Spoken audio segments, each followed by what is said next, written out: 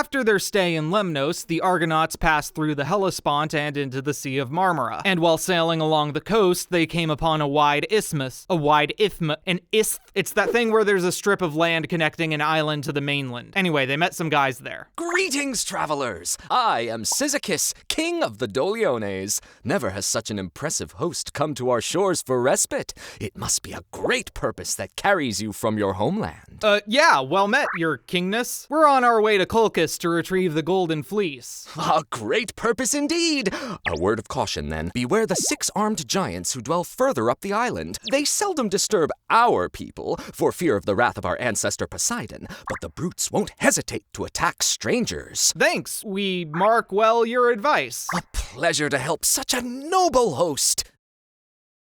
So, you guys, want to hang out for a bit? Oh, sure. We can kill time just for tonight. Then we better get going. You know how epic quests are, no time to dally. And the Argonauts had a chill time hanging out with the Doliones. When it came time for departure, Jason went with a small party up the nearby Mount Dindymum to survey the waters ahead. Meanwhile, the other Argonauts brought the ship to harbor on the eastern side of the isthmus. But they were ambushed by the island's earthborn giants hurling massive boulders their way. Heracles fended them off with his bow, and soon Jason's party heard the clamor of battle and abandoned their scouting mission. They came down from the mountain and helped slay the attackers. Then the Argonauts launched their ship and sped off into the sea. Whew, that got a little dicey, huh? But we sure took care of those brutes, eh, Heracles? I recall slaying the vast majority. Anyway, our trouble's well behind us now. Aye, but new troubles lie ahead. There be a fierce gale brewing in the east, and we know not where the next safe harbor waits. Your concerns are noted, Typhus, but there's only one path to the Golden Fleece, and we don't have time to worry about a little wind, am I right, Heracles? Please think I'm cool.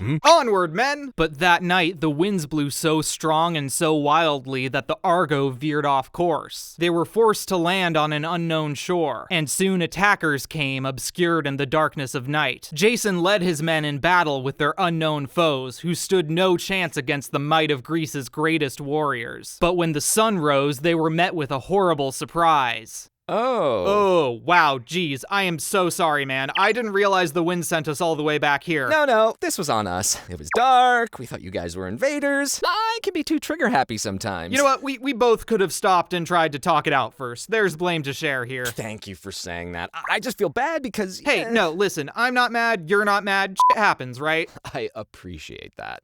I'm glad we're still good. Absolutely, dude.